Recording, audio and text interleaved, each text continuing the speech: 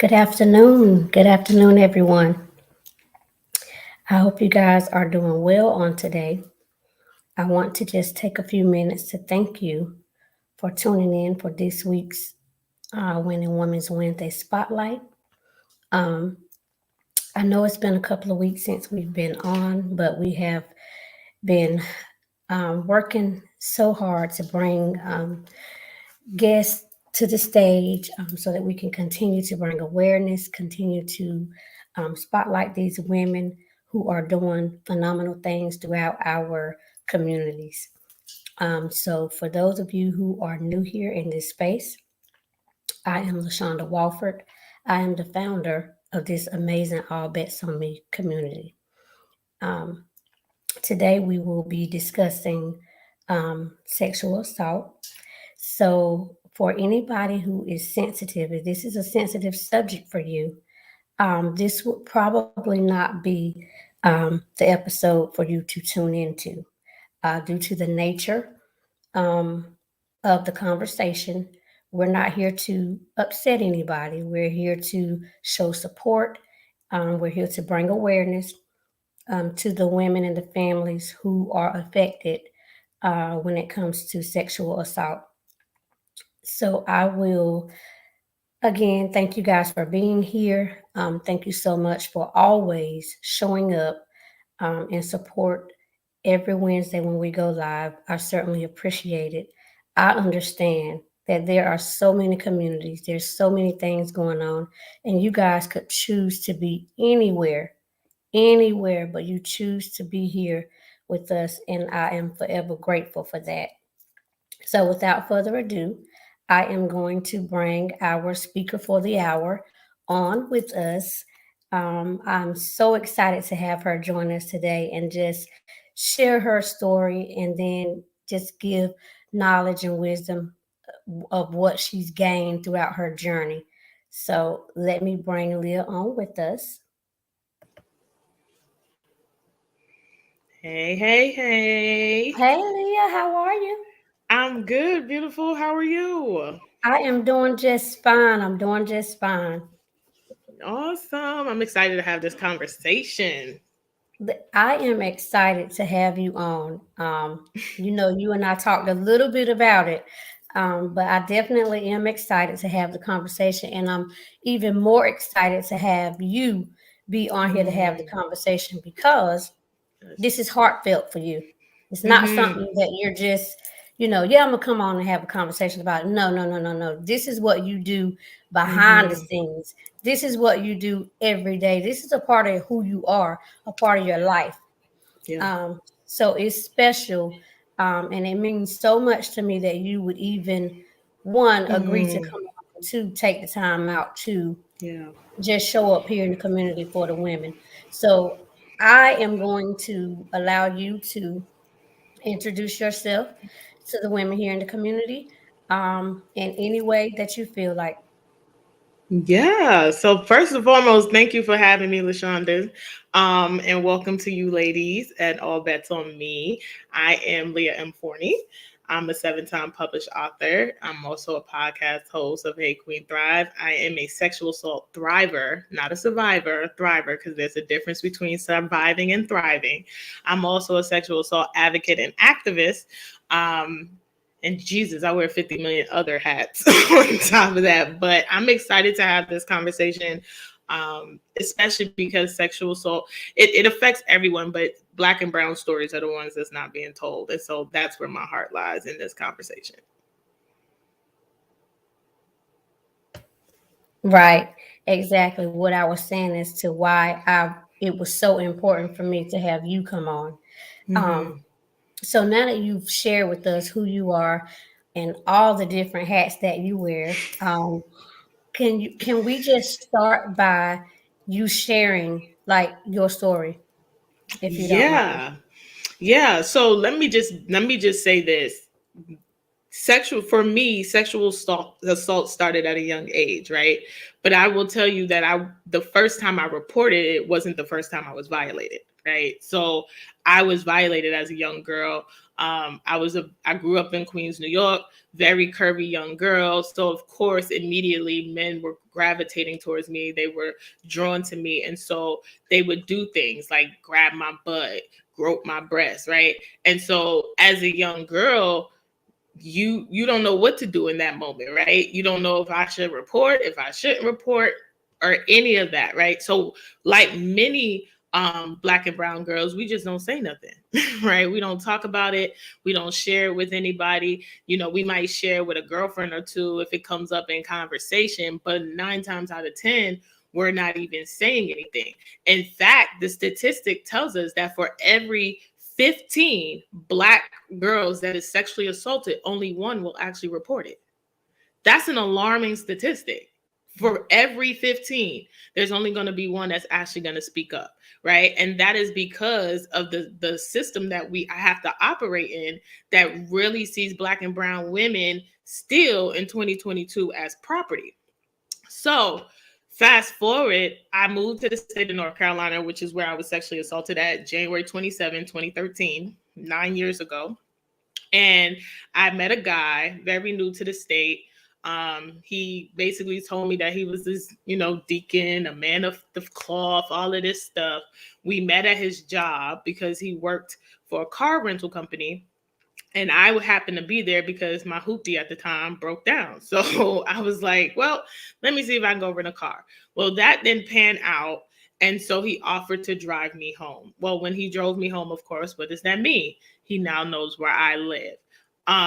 We proceeded to have conversation here and there. He offered to take me to dinner. We went to dinner one time, and there was just something about him that did not sit right with me. It was just something about him that was always off, right? So I just decided to cut it off. It was like, okay, this is not working for me.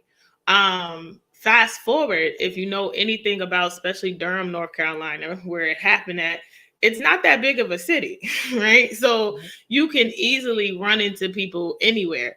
So literally, this man began to stalk me. Little did I know that he began to stalk me, because it was literally everywhere I showed up in Durham, North Carolina, he was there.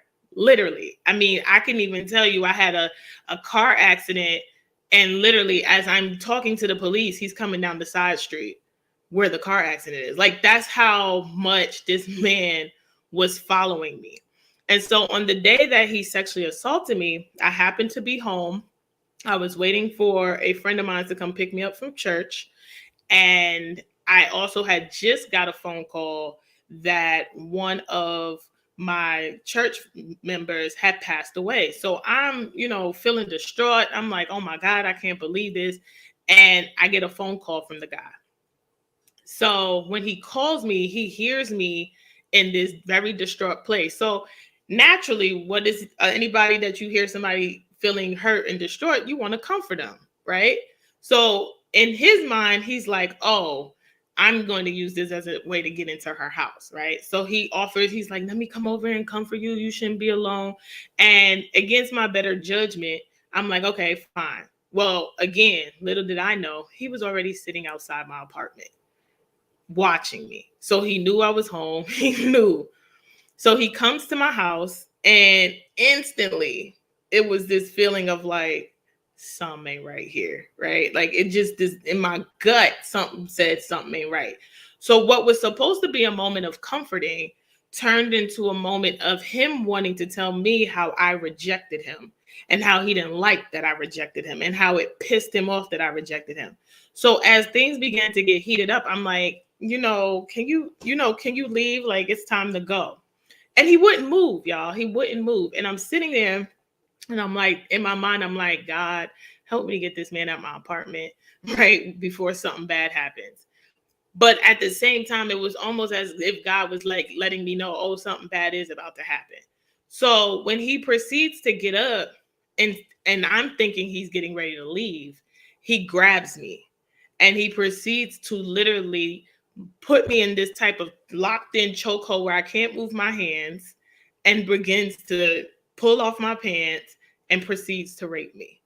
And I can tell you, literally, probably the longest 5-10 minutes of my life But the whole time he's raping me, he's telling me how he's about to destroy my life, right? How he's about to make me become damaged goods. So then nobody's going to ever want me. That was his whole motive. So Mhm. when it was all said and done, I proceeded to go grab my phone, and he watched me go grab my phone, and he said, "Who you about to call?" And I just dropped my phone because at this point I'm just like, I want this man out my house. So he leaves my house. I immediately lock my door, and the only thing I could think about doing was going to take a shower. Now let me say this: I didn't know nothing about no evidence, right? I didn't know you shouldn't go shower after you've been sexually assaulted. I mean, again, nobody ever explains these things to black and brown girls. So what's the first thing you want to do? I need to get this person scent and everything about them off of me, right? I didn't know that I needed to hold on to my clothes because that was evidence. So by the time all of this has happened, my friend has pulled up to my apartment to come get me, and I'm distraught. She's like, "Girl, what's going on with you?" And I tell her I was just raped. And the first thing she's saying is, "You need to call the police." Well, again, I'm a black woman, double minority. I already know me and law enforcement are not going to have a great conversation, right? I already have this feeling of I'm about to be blamed for this, right? So I'm like, yeah, I know, but like, and she's like, no, you need to call the police. So literally 2 days go by. And in those 2 days, me and my spiritual mom, God rest her soul, I talked to her. She was like, Leah, you're going to have to report it. I'm going to walk you through this. My pastor, everybody's encouraging me to report. So finally, I report.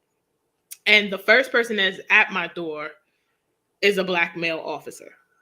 Well, he proceeds to ask me 5 times, was I absolutely positively sure that I was raped? Because I knew him. And I literally can remember LaShonda sitting there on my couch looking at the holster of this man's gun. Like, if I could get close to this holster of his gun, it bang, bang, he about to get shot. Because I'm like, how are you serious? Like, as if I don't know the difference between consensual and non-consensual sex. So after he takes his report, here comes the female detective, and I'm feeling even more frustrated because this sense of coldness. And you would think that because she was a woman, she would be warm, she would be understanding. But in my experience, that wasn't the case. So I go through the legal system. I go through the lineup. I have the rape kit tested. I mean, and if any woman has ever embarked on that journey, you are literally evidence. They're asking you everything. They're pulling strands of your hair. They're taking, swabbing you on every part of your body, asking you to tell the story 50 million times before they hand it over to law enforcement. So I'm in the most vulnerable place. I'm broken. I'm distraught. I've just been violated. And I'm just like, I don't even know what to do. So we have our day in court. And literally the day in court was just to get a restraining order. It wasn't the start of no trial. It wasn't the start of any of that. It was just to get a restraining order. So after they tried to serve him twice, they finally served him. And when we have our moment in court, he's coming into court. He got a notepad full of things that he's ready to say. Because here's what I've learned about perpetrators: they know how to groom you, they know how to get information out of you.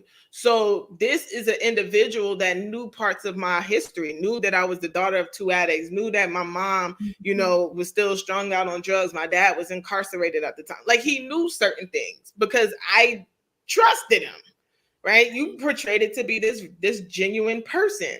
So in the courtroom, he begins to basically bash me, like, with everything that he had in his notebook. Tried to paint this picture like I was just this crazy chick that didn't want him. Now, mind you, what I discovered, and this is why I always say be careful what you put out on social media, was that this man was a married man. Never once mentioned that he had a wife and kids. I find that out on social media. So when I bring it up in court to basically shoot down his credibility, like, if this man can lie about having a whole life, right? How could you believe him? Or so I thought, right? So the judge begins to ask him, and I had a white male judge, And he begins to say, well, did you tell her that you was married? And he's like, no, I didn't feel like she needed to know I was married. And I'm sitting here like, again, trying to shoot down his credibility. And the judge literally looks at me and he says, ma'am, I don't believe that you were raped. I believe you're a woman scorned. I believe that you're upset because he chose his wife over you. And then gets up, walks into his chambers, comes back out 10 minutes later and was like, oh, y'all still here? This is dismissed. And I'm literally, again, distraught. I have a whole emotional breakdown in the courtroom because now I'm looking at the man that I know without a shadow of my doubt raped me. Get ready to walk free. And he's smiling and grinning, and I'm broken. And I remember just crying and screaming. And then here comes a white male officer who says to me, if you don't get it together, I'm going to lock you up. So fast forward, I go through my healing journey. I go through counseling.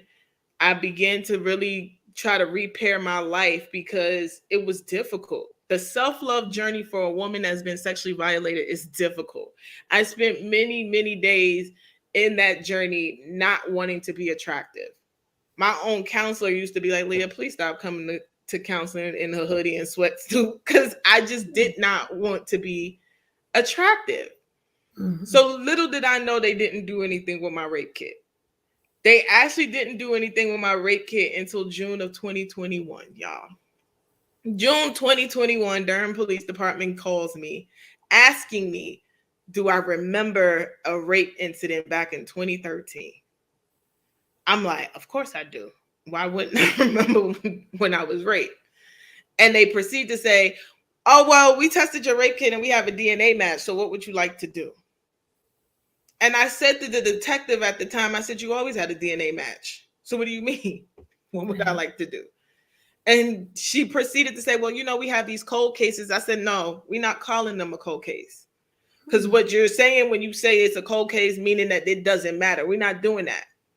So that was the moment that sparked the advocate and the activist in me, because I remember praying and saying to God, if I gotta go through this again, like if I gotta live out this part of my life again, it's gotta be bigger than me.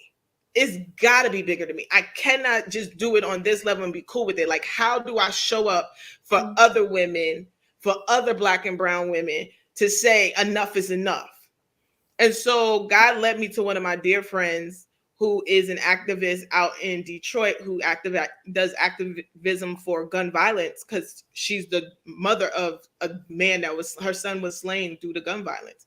And she said, well, Leah, start partnering with the organizations that's already doing the work. Start letting them know, hey, you're here, you can serve however you want to serve. So that's what I did. I just made a decision that I had to speak up, not just for me, but so many other women like me. And so that's literally how I got into my activism as a sexual assault thriver. Wow. Let me just say that, and it's not just because it's you, it's just because for anybody to have to endure such an act, it's just heartbreaking.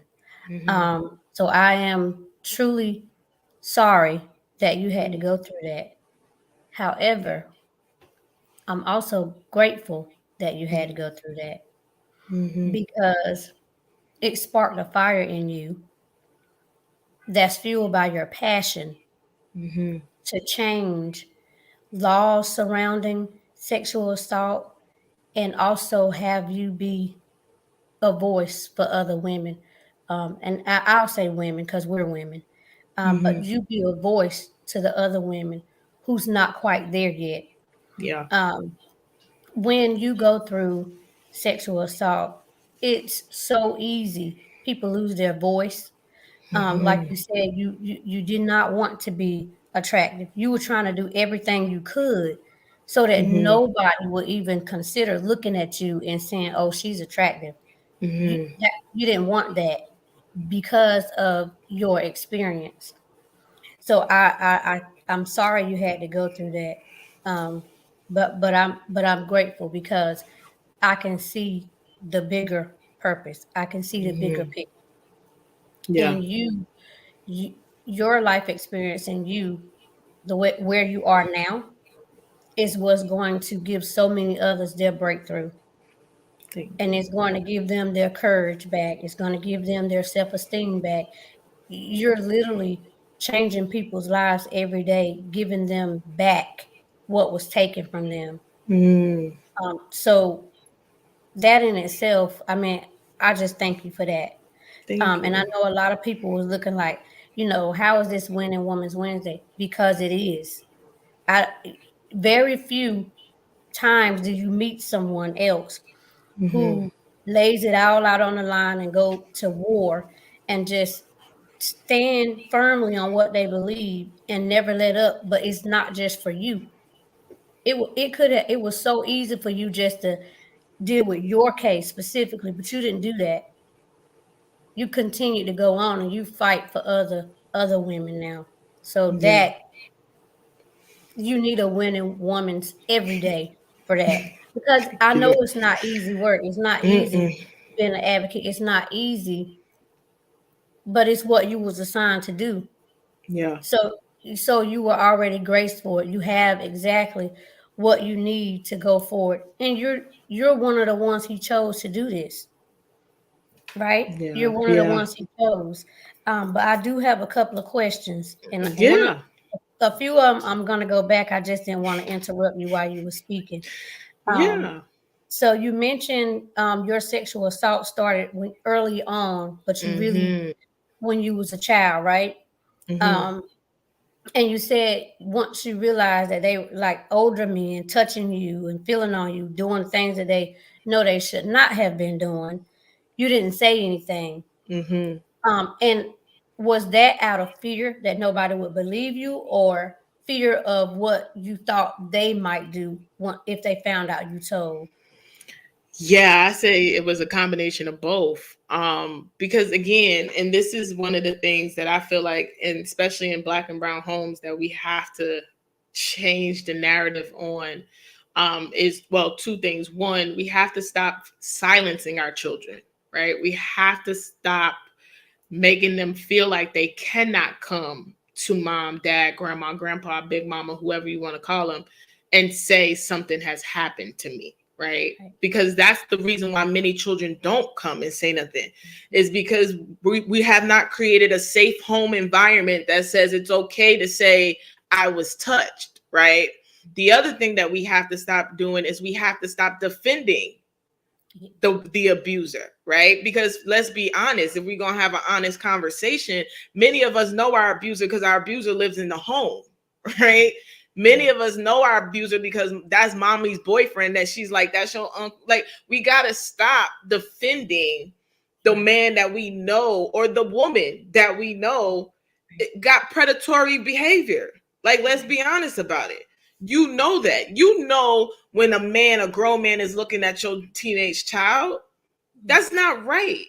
And so for many of us, we don't want to talk up about it because it's the fear of retaliation, because he's already, or she has already said, if you tell somebody, I'm gonna kill you, or I'm gonna hurt you, or I'm gonna hurt your family, right? They know what to say. So as a young kid, you already like, well, I don't want my mama to die. I don't want this to happen to my family, so I'm gonna shut up, right?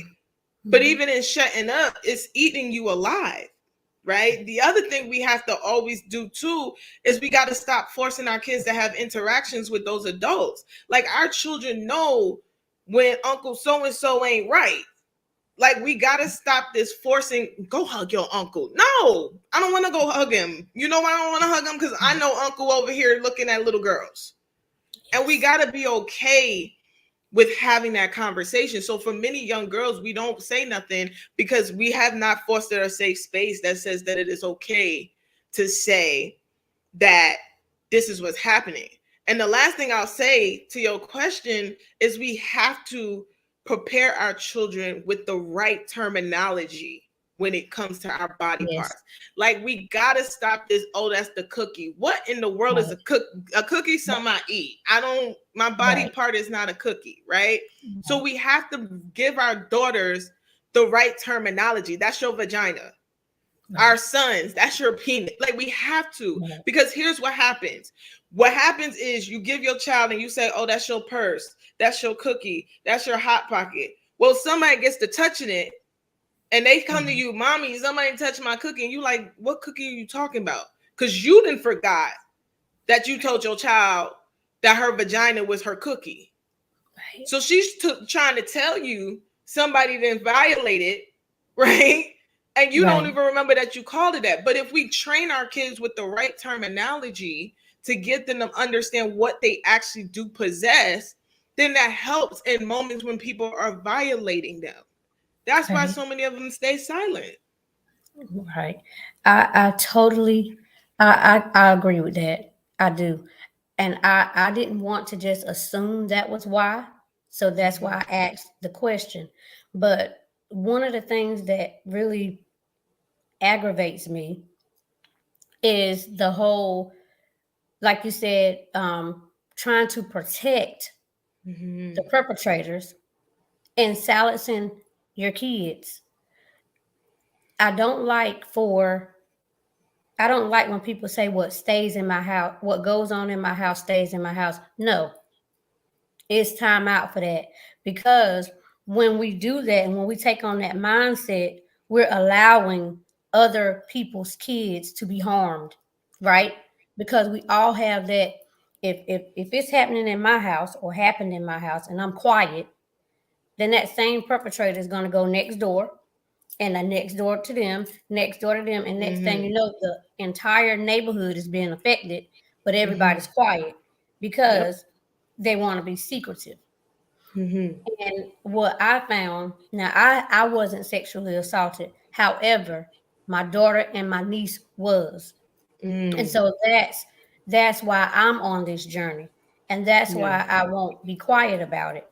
Because when we're quiet, and I don't think people understand when we're quiet, we're as much as fault as the perpetrator because we're Yep. giving them more ammunition, we're giving them more power than they really should have, and we're Mm-hmm. hiding them when we don't say nothing.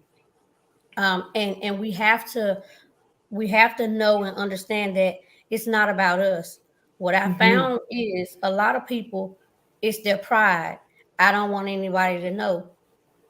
Well, the same person that he did this to before he got to your kid said the same thing. And had somebody knew, we Yeah. probably could have prevented this from happening. Um, Yeah. so I totally agree with that. And as far as being honest and having those real conversations with our kids Mm-hmm. about their body parts, I agree with that as well. Yeah. Um, because my grandson and my granddaughter is not old enough. She just turned one, so she's Mm-hmm. not old enough. She's for us to have that conversation. But my grandson, he knows. There's no nicknames for your body parts. He already knows who should be in his space Mm-hmm. and who should not, and what they should do and what they should not do.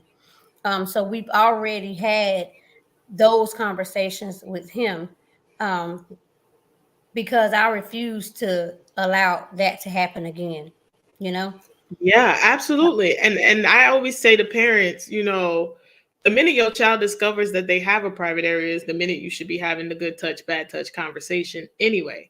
Right. And even for our young boys, what we have to change the narrative on is we gotta stop hypersexualizing our young boys. And what I mean by that is a young man can hook up with some woman 22, 10 years times their age, right? And in the community of black men, oh, that's a come up, right? He fit 15 and he didn't slept with a 21-year-old. No, that's sexual assault. That's what that Thank is. you. He's Thank you. underage, right? So Right. we have to stop looking at when a young boy is having sex with a girl that's 18, 19, 20, and he's 14 as we're passing a baton, right? And this is his way into manhood. No, that's sexual assault because in Right. most states, the legal age of consent is 17. So if he's having sex at 14 and it's somebody that's 18, 19, 20 years old, that's a rapist. That's a Right. perpetrator. So we got to call it what it is, and we got to stop this whole foolishness in the black and brown community of looking at this as this is their way into manhood. No, Right. it's not. Right. And I'm glad you brought that up, Leah, because that you're absolutely right about that. There is no different when it's a young boy or a young girl. It's the same thing. And for me, that's the puzzling part. I don't well, you just answered it because a lot of people look at that as their way into manhood, but it's not. That is sexual assault. Boy, Mm-hmm. girl, it doesn't matter. And it should not happen. If a No. woman does that with a young guy, she should get the same charges pressed against her that a man would if it was him. Yep. So I'm glad you brought that up, and I think that plays a role also in the um, sexual abuse for to a certain degree for young boys, Mm-hmm. um, because they don't view it that way. Mm-mm. And society is making them think that there's nothing wrong with it when it is. Because then what happens when he repeat that and then he's the older one? He's Mm-hmm. gonna be, looking at charges if we run into the right family that's not willing Mm-hmm. to brush it under the rug and not willing to be quiet about it, right? So we've Yeah. taught him that, and and now we've got him in a situation that he don't even can't even really get out of. Mm-hmm. Right. I mean, R. Kelly is a classic example, and I know people are going to be like, "Leah, I can't believe you just brought him up."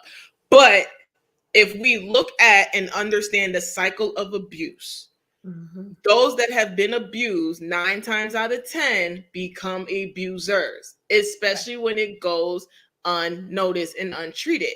And so I say that because R. Kelly was sexually violated. Hmm. And then his mom was paid off to keep quiet. So, what did that teach that young boy? One, I don't matter. Two, my Yep. voice don't matter. But it also taught him even something bigger, that when you have power and money, you can pay people to shut up. Yep. Hence the reason why he was able to get away with what he got away with for years. It's not that nobody wasn't sitting back saying, I don't know, why is this grown behind man with Aaliyah? We all thought it. But Yeah. because society has made sexual assault look different for young boys than it does Hmm. for young girls, to us, it became the norm. But the reality was he was a perpetrator. And he was only a perpetrator because of the cycle of abuse. He was abused. Nobody stood up for him. Nobody defended him. They Hmm. paid his mama to keep quiet. So he learned a valuable lesson. Oh, if I have power and money, Hmm. I can pay people to shut up, Right. And that's and what I he can did. do what I, and that's exactly what he Yep. did. So can Hmm. we fault him? He just did what he was taught. He Right. did what he saw. He Hmm. did what people did to him. And that's the cycle of abuse. And when we really understand that cycle and how it is very easy for someone that has been abused to become an abuser unless they make a choice to Right. break that narrative and that chain. Right. Exactly. And you're right. Choice, because they have a choice. You know. I'm gonna go to the comment section, Leah, for just a Okay. second. Um, so we have um, Carol was agreeing with you when you was talking. Yes, I love Leah. it. She also said, what she has quite a few comments in here. Thank you for being here and being interactive, Carol. We appreciate it. She said this definitely is a win. When I was talking about, people not Mm, understanding why we're having this conversation for a Winning Woman's Wednesday, she agreed it definitely is. She said, "What a blessing, Leah." Um, bless you. and she agreed with you. She said, "Don't defend those jokers." Speak Stop. on it, Leah. Um, she also said those play names um, downplay the situation and confuse Mhm, the child. You're right, Carol. absolutely. Definitely. Um, Facebook user, I do apologize. It does not show your name. It just has you as a Facebook user. Says so true. Thank you, my queens. Um, Mm, keep speaking. Yes, break through it. Um, from a Facebook user. They're just agreeing with you, Leah, and I cheering you love it. on. Um, the last one here is Miss Carol said, because times have changed over the years, these conversations are a must. And you are absolutely right, Miss Carol. And that's why Mm-hmm. we're here. I love it. That is why we're here. Um, I do have another question, Leah, Okay. going back. Um, I asked you, why didn't you tell the first when you were being touched? But you Mm-hmm. also mentioned earlier on in our conversation that that was not the first time that you had been sexually assaulted, Mm-hmm. but you didn't say anything. So, how many times were you actually sexually assaulted? And then what made you stay quiet? So in total, it's been three. The first two times I was a teenage girl, 13 and 17, and I just stayed quiet because again, it was always this feeling of who's going to actually believe me. Who's actually going to believe that, I went over to the guy's house, he said he liked me, and then, I told him to stop, right? Like, who, because in our society, unfortunately, black and brown women are looked at as whores, we're looked at as promiscuous, right? Like, so immediately there's this notion of, if you went over there, right? If you had on the skirt, if you was at the bar, right? Like, you asked for it, right? And it's sad to say that even in 2022, when I'm in these rooms with legislators and law enforcement, this is the conversation, this is the thought process, this is the whole ideology of like, well, why did you wear the skirt? What in the world does my skirt have to do with the violation? You Right, know, what right. is it? What does that have to do with anything? It's still this thought process of, you know, a rapist has to be the crazy man that's in the woods. Well, we Mm-mm, know that to be a lie because mm-mm. statistics said that 55% of perpetrators are known by the victim. Right. 55%. That's the statistic. I didn't come up with that number, right?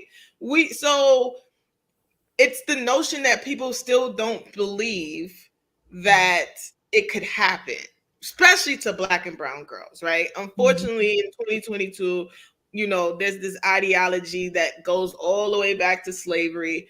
Black women can deal with pain.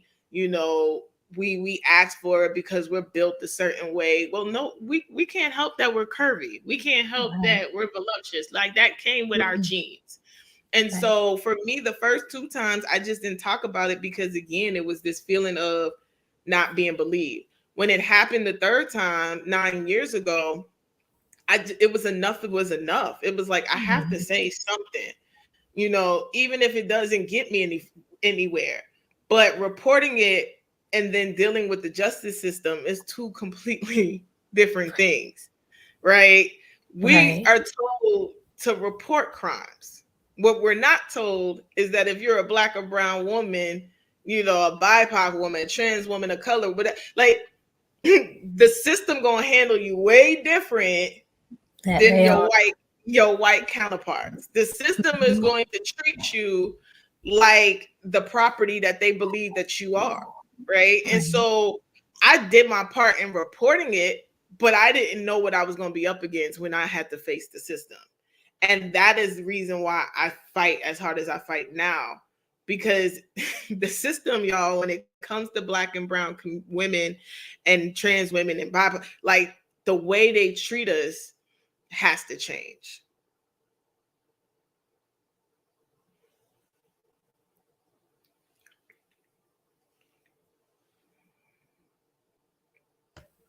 That might help if I unmute. Uh, I said that you're right. There's definitely a difference. Mhm. And that's another thing when it comes to sexually assaults. We have to look at it for what it is, right? And not be afraid to say, hey, I'm not getting the treatment that I should, right? Mhm. Um, and that's another thing, that's a whole different part of this because that's a different fight. But Mhm. it's got to be continuous. We can't be Yeah. mad today, because it just happened last week, and we're doing all the right things. We're getting in the rooms with the right people, and then when I'm not gonna say not. I will say when the anger is no longer driving us, Mhm. Mhm. right? Our Mhm. consistency falls off. Yeah. And that is what they count on when it comes to dealing with us, Mhm. right? They Mhm. count on us only going through a week, 2 weeks, 3 weeks, a little bit. And when the anger is no longer fueling us, it's we're done with it. And then we live the rest of our lives, some of us, in silence, anger, in bondage, just, um, in this painful place, right? Yeah. Because you were violated, and Mhm. then justice was definitely not served, Mhm. right? And so that's we have to fight that fight as well, which is again why you're here, Oh yeah. because you're fighting that fight. You are fighting that fight, and now I want you, Leah, to please tell. I know what the fight is. Uh. I'm ready for you to tell the people what the fight. What do you do on a Yeah. regular basis? You are so consistent in this fight, in this journey. Yeah. So I mean, I got into advocacy probably July of 2021. I got into advocacy. I heard back from some organizations. So mainly I do work here in Maryland, where I am located, with the Maryland Coalition Against Sexual Assault. And then I also have a partnership with Joyful Heart Foundation, which is actually the organization that was found by Marcika Hegarty, which is Detective Benson on SVU. That's her foundation. And so I have been blessed to be in the room with law enforcement. I trained law enforcement last year. I'm training them again this year. And one of the things that I trained them on from a victim, survivor, thriver perspective is really to help them bridge that gap, because there's so much mistrust with law enforcement. And so one of the things that I get them to try to understand is the importance of validating these women, because currently what is happening across the United States of America with the backlog of untested rape kits is now the government has stepped in and said, listen, we need to kick out this funding to get these rape kits tested, right? Because currently in the United States of America, in all 50 states, there's legit over 100,000 untested rape kits. And so people have been waiting years. It took 8 years, y'all, for my kit to even be tested, to now bring justice. Some women have missed the statute of limitations because that's how long they've had to wait for somebody to test their rape kit, right? And so being in the room with law enforcement as they're going through this process of contacting victims and survivors and thrivers, one of the things I stress upon is the importance of offering an apology, and offering an apology on behalf of the system. Not a personal apology, but getting them to understand and recognize that the system failed these women, that the system is the reason why they've had to wait 8, 9, 10, 20, 30, these amount of time for their kit to be tested. And that's hard, LaShonda, because I've sat in rooms where law enforcement has literally said to me, good luck with that. I'm not apologizing. Because they feel like, why do I need to take ownership for a system that's paying them, right? Let's be real. The system is paying them. So they don't feel like they should have to own it. But getting them to understand that that apology at least begins to soften the blow for the victim, for the survivor, for the thriver that has been sitting there waiting on the phone call, right? The other thing that I do is I'm in rooms with the legislators and giving them the real about what's really happening. I just actually made a partnership with the court system here in Maryland to begin to have conversations on, listen, y'all got some judges that don't need to be on the bench. You know, one of the things I'm fighting for right now is to train on implicit bias and getting law enforcement and getting, the judges and the attorney generals to understand that your bias shows up in the room. whether you want to believe it or not, it shows up in the room. And so if you look at me and you see a black woman, immediately your bias just went to, oh, she from the project, she probably on welfare. She, like, you haven't even had the opportunity to have a conversation with me because of your bias. So getting them to understand how your bias plays a role in the relationship that you're trying to foster with this victim. The other thing that I have trained and teach them on is the importance of giving timely information, right? Like, don't assume that everybody knows where the local rape crisis center is, because that's the biggest like thing I've heard law enforcement say to me. Oh, well, you should know where the rape crisis center is. Why? Because if I've never been raped, I don't think anybody is going to be like, oh, I know where the rape crisis center is. Like, I have no need for it. So don't have this that's common sense approach to law enforcement, because it's not common sense. And then I'll say this year my focus is really one, helping them to understand their biases, but then also helping to try to bridge that gap so that they can have these conversations. I've been pushing for a lot of the law enforcement that handle these cases right now for them to be some of the fresher and newer law enforcement, and stop giving it to these people that's been here 10, 15, 20 years. Because let's be real, they burnt out. Vicarious trauma is real, and they burnt out. And so they're not going to handle the case, like they should.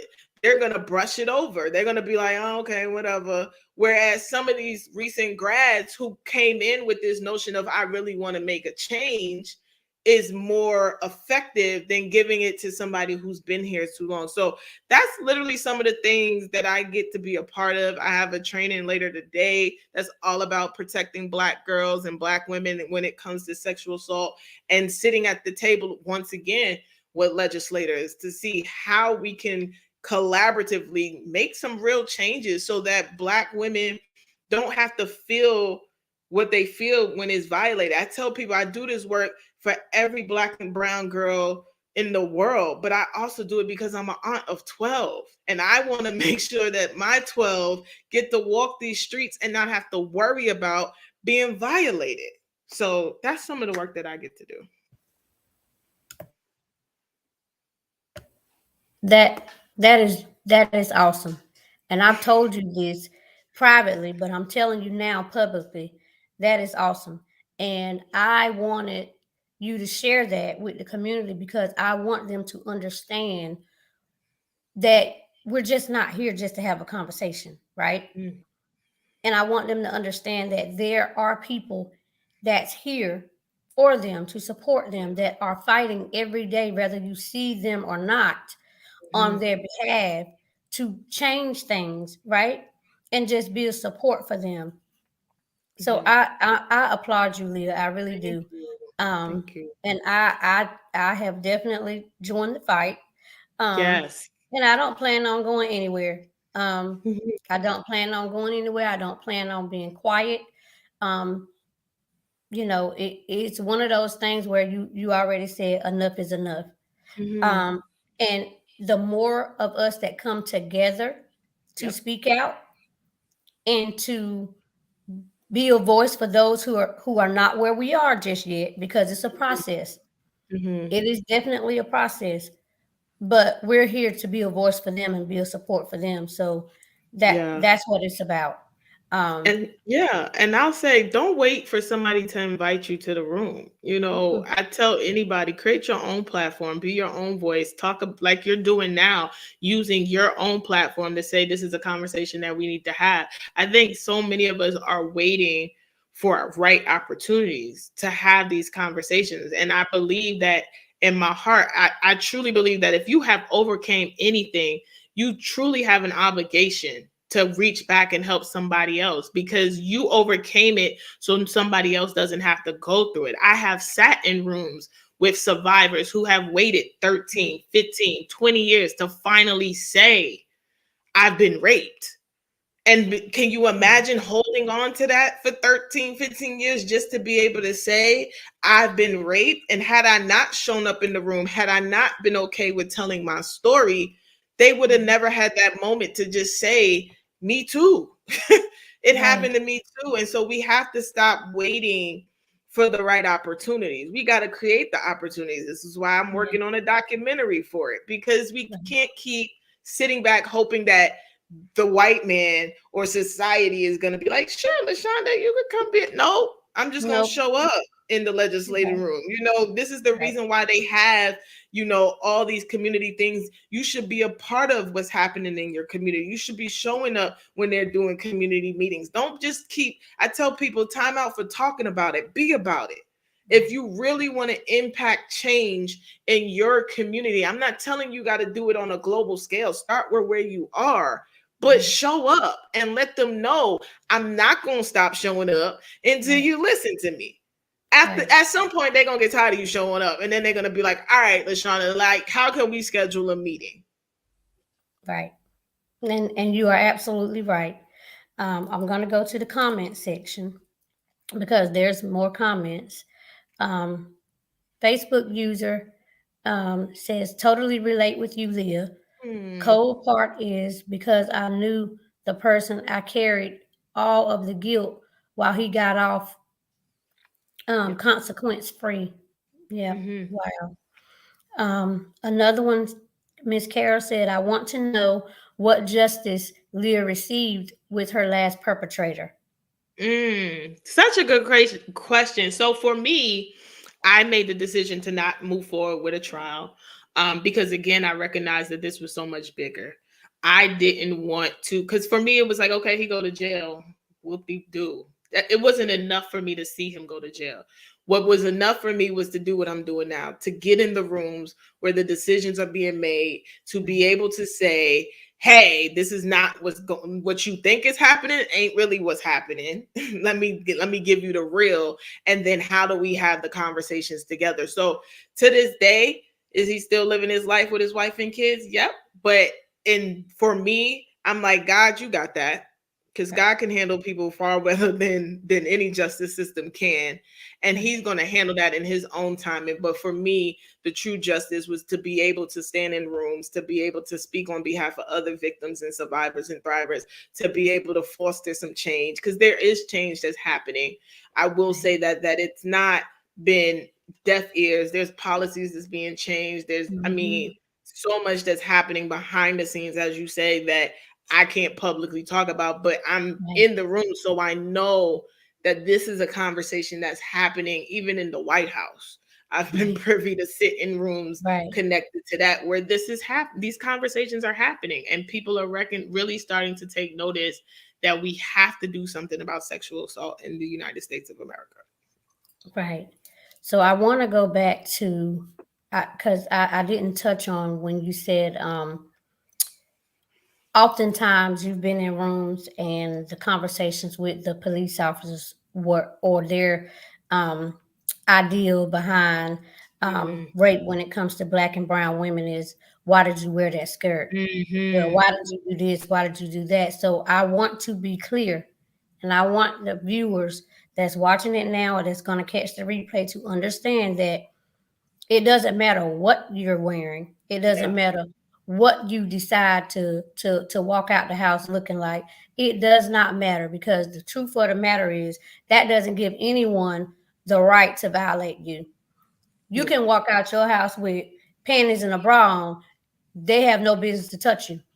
Mm-hmm. Yeah, So, and it you just know, goes back to the power thing, right? Because right, that's where that comes from. right, And I want to make it clear, sexual assault is never about sex. It's right. about power and Control. control. Yep. That's what it's about. I want to Mhm. take power and control over you, so I'm going to violate you. Oftentimes, it is misconstrued that, oh, this person raped somebody because they wanted to get off. No, what they're getting off on is not the nut. It's Right, the power and control. I now right. have power and control over you. I now get to dictate how you're going to move because I have Mhm. silenced you. That's what it's about.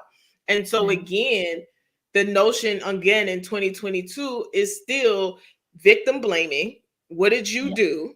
Right. Mhm. And I'll even say it doesn't even just happen to women. I had a conversation with a really great guy friend of mine who does this work for in the juvenile justice system, and we had a whole conversation about even for young boys how Right. there's a victim blaming. Well, what did you do to Mhm. her to make her stalk you?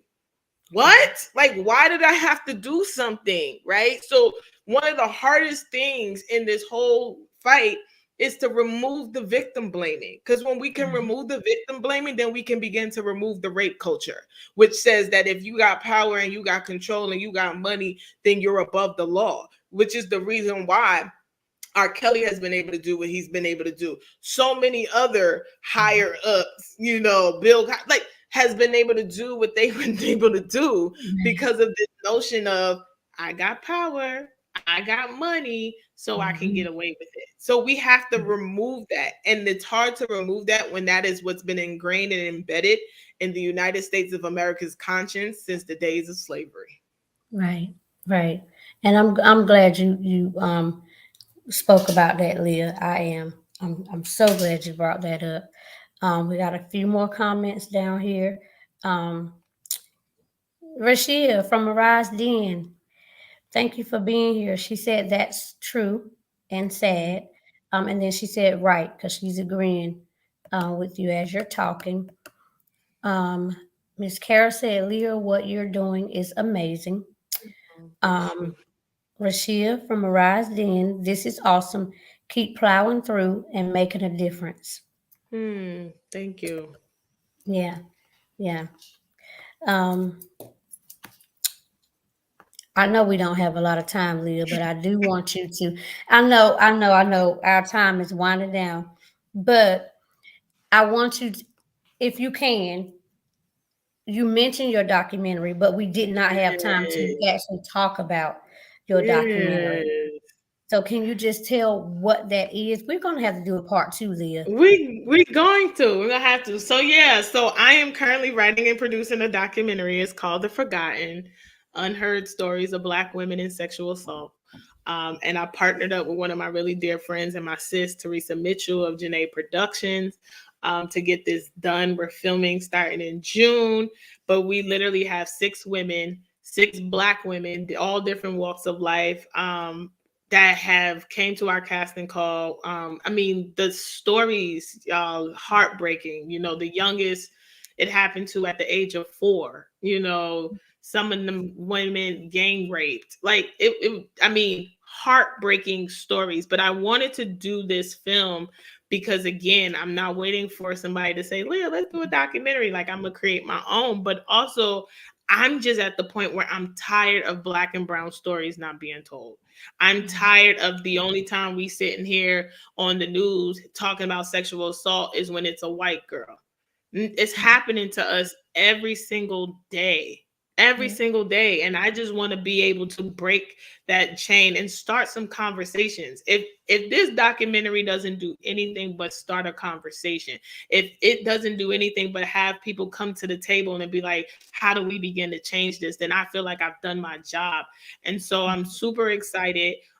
We are currently fundraising, so I'll definitely make sure to pass the link on to you, Lashana, Yeah. if anybody wants to donate and support. Our Yes. sponsors will be mentioned in the film at the end, so people don't you're not giving just for the sake of giving, but we will shout you out because we appreciate those that are coming alongside the vision. But Mhm. yeah, we locked and loaded. Our production team is ready. The women are ready. And it's just going to be an amazing conversation about Black women, brown women, and their experience with sexual assault. So I'm excited about it. As you should be, Leah. I'm so proud. I'm Thank so you. proud of you. Thank And you. as I said before, whatever you might need from little old me, you just let me know. Just let me know. Continue. I know you will continue because that's just what you do. It's in you. Yeah. Yeah. Um, to just be great and stand firm on what you believe. I know you Yeah. will not be moved. I know No, you ma'am. will not be moved. So I just thank you, Leah. I really Thank you. do. For agreeing to come on here and just be so open and transparent about your experience, and for also um accepting this assignment. I know it can't be Yeah, easy. Um, Lord knows. No, it's I not. know, I No, know. it's not. And let me just say, if you are Hmm. listening and you have gone through this, please reach out to me, because what I love to do is hear what your experience was and bring it back to the table. The more stories that I can bring back to these rooms and say, this is what's really happening, this is how women are really being treated in the system, helps me to help y'all, right? So I always tell people, if you want to private message me and just say, this has been my experience, we can get on a Zoom, we can do whatever. I just want to be able to bring that information back so that people are aware that this is what's really happening and Right, this is what we need to change. right. You're right.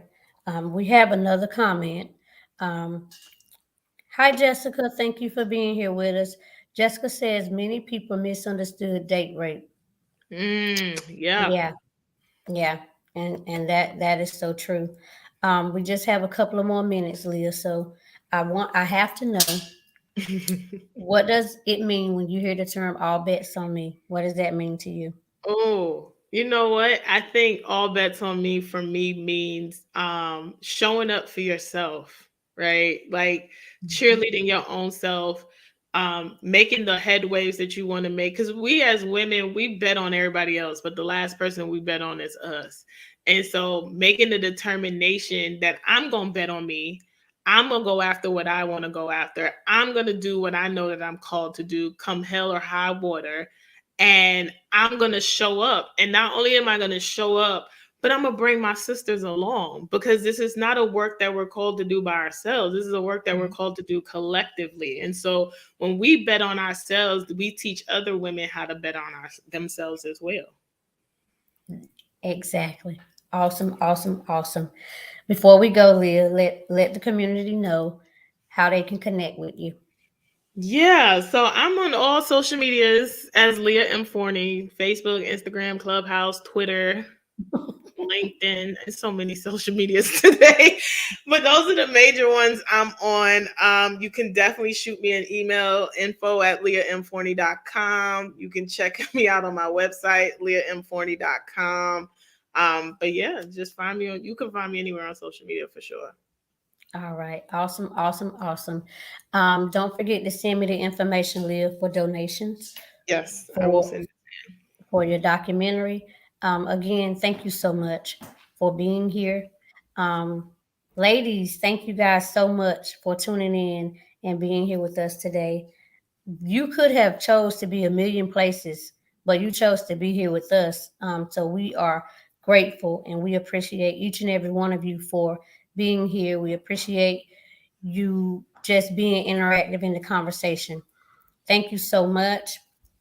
And I hope you guys enjoy the rest of your day. And Leah, we will be talking about part two. I'm here for it. Just let me All know. right. All right. Thank you. You're welcome.